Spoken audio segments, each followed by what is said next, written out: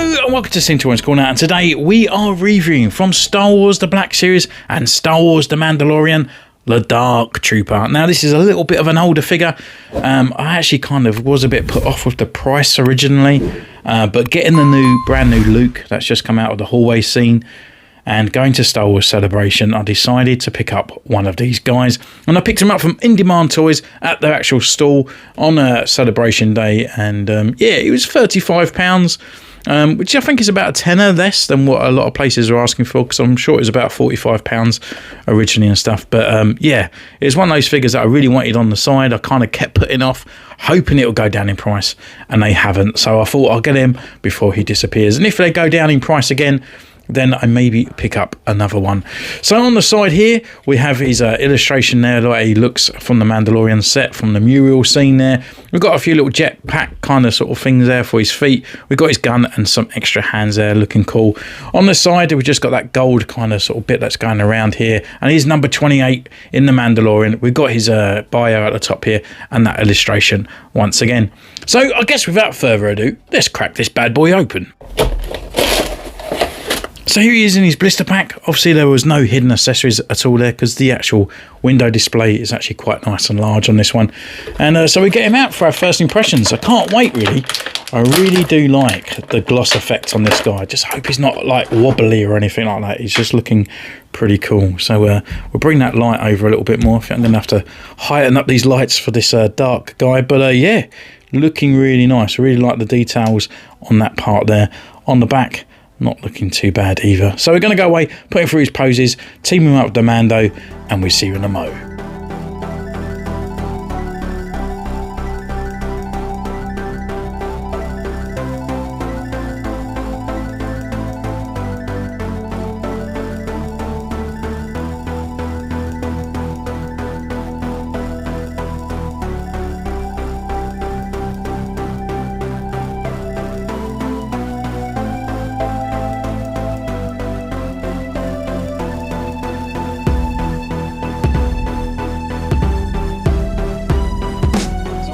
We have been away, we are taking this guy's pictures, and what can I say about this guy? Well, straight away, we are going to be reviewing him as a deluxe figure, and his expectations for sure have fallen short, and that is pun intended.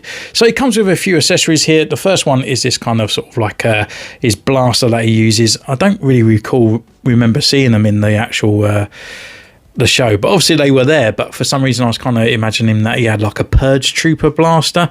This feels quite short in his hands, so it's got like an E11 kind of blaster kind of look on there. We've got the ammo clip coming off the side. The details look really cool. It's got a little bit of a paint splodge on here, but it's actually poorly done. It's just stamped on there.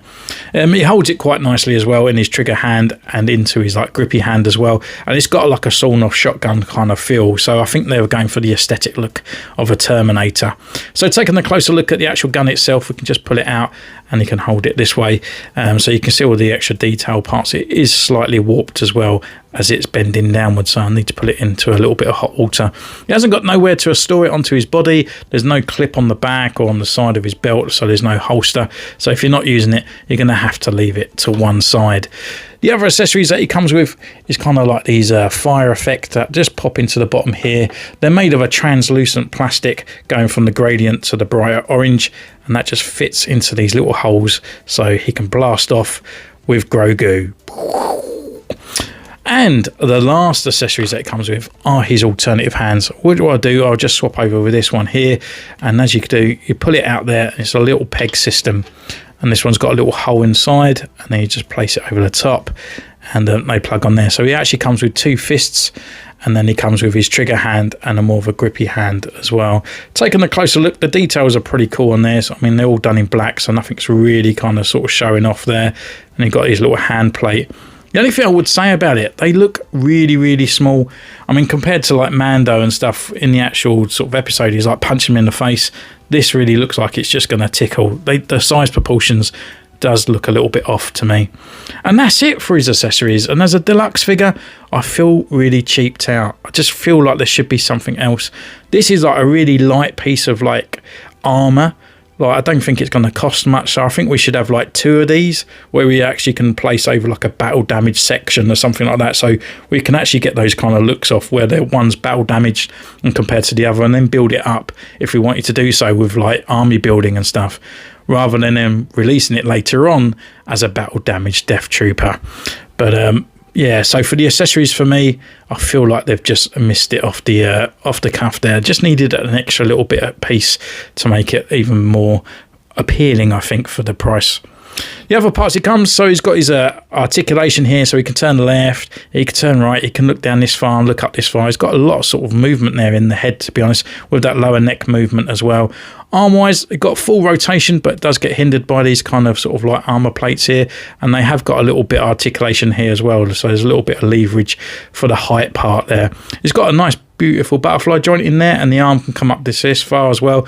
We've got the rotation, we've got rotation as well at the elbow, and it's also on a hinge. We've got rotation around here, and it's also on the swivel, and there's another bit of rotation as well at the lower wrist. So rotation here and rotation here, and then in the middle you have got the kind of hinge as well.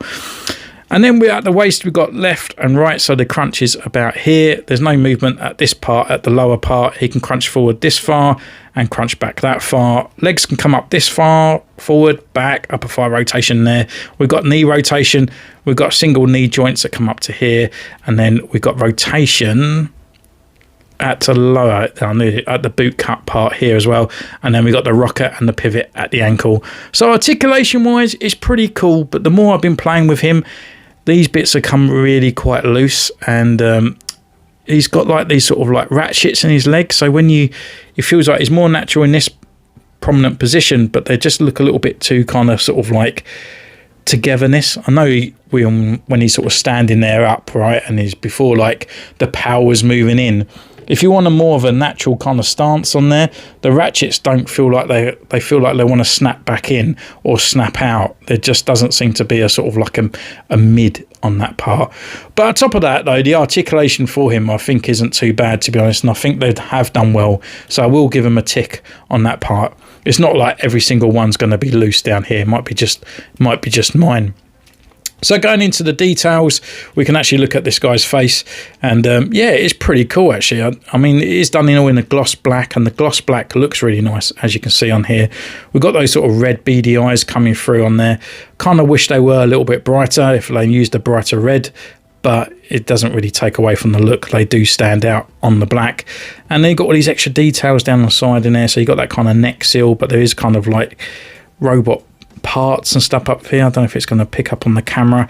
Down on the arms as well, we've got all these sort of like see-through pegs, so it's going to give it that kind of mechanical look.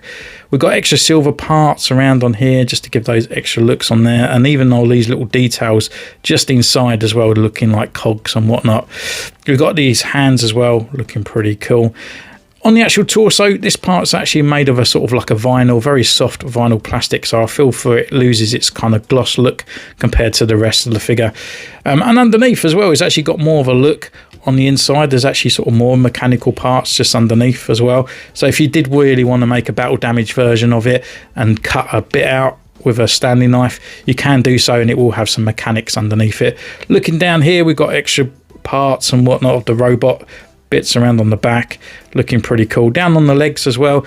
So really, for the details on this figure, everywhere you look, it is sculpted inside. Look at all these extra kind of parts down on here. You've got the silver ring, which is the actual rotation of the boot, or the leg, shall I say, and then coming down to the rest of the legs as well. I'm not too sure if these are supposed to be like capped off silver, so they look like shotgun shells. I'm going to have to look at a more in detail part, maybe like the Hot Toys. And then down on the feet as well, again, we've got all the extra kind of shielding and stuff over the top. So again, I think for the detailing as well, I think they've done well. But the actual sculpt itself is slightly off, and that is the size of it.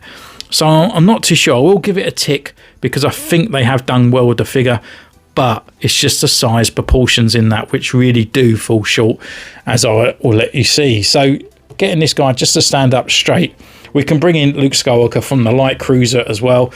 And I was a little bit late getting this Death Trooper, and that was kind of like, I kind of wanted it, but the price put me off. But with the light cruiser Luke coming out, it kind of made me want to buy it, to be honest with you. So standing these two together, it looks pretty cool. He looks quite tall, he looks quite mean, but he doesn't look thick enough, in my opinion. He just still looks a little bit too sort of skinny. I don't know if this Luke's going to stand up, actually. He's kind of being a bit of a wimp.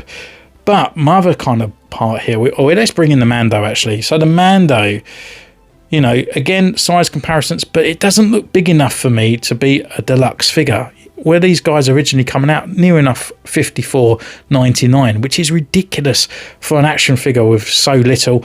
And taking this one over here, we can actually bring in Wrecker. Now this guy is huge. Again, he only come with a couple of extra accessories and stuff on there, but I kind of appreciated him. He was about $34.99, but the size compared to this Stormtrooper, or I could imagine this guy being even taller than Wrecker, but it just falls short for sure, like really short. And taking him out and then just putting it into expectations here. So this was a standard release of Marvel Legends, and this guy come with packed with tons of accessories, and this is the War Machine. And just putting this guy side by side, you can see the size comparisons here with the Black Series and Marvel Legends. And this is the bit that always annoys me, because they are like built by the same company of Hasbro, and this guy come with like smoke things, shooting stuff, massive sort of like machine gun fire. We had rockets coming out of this one, and more machine gun fire up this one as well. I think he had alternative hands plus a removable head, or alternative head, and this guy comes with a couple of accessories. So because it's like Star Wars, and because it's like the actual character as well, he doesn't really do much in the actual show apart from getting battle damaged by Luke. I just feel like if they put a bit of battle damage in there, or alternative kind of head with a battle damage bit of armor that we can alternate and make different scenes, I think it would be really cool. However, it just kind of annoys me. And if you can buy it for cheaper, I think it was on Star Action Figures not too long ago for about $18.95. I actually picked this guy up for about $34.99. It took me so long to come out and review this. I actually bought him at Star Wars Celebration as well. But yeah, I thought I'd just bring him to you for a review and give you my thoughts on him. And that's kind of it, really. Just let me know in the comments down below what you thought of this guy. I'll be highly appreciated of your comments. You can subscribe, ding the bell, follow me on Instagram, and wherever you're from, you can join the channel for 99p or 99 cents. And until next time, take care, and I'll see you soon. Bye!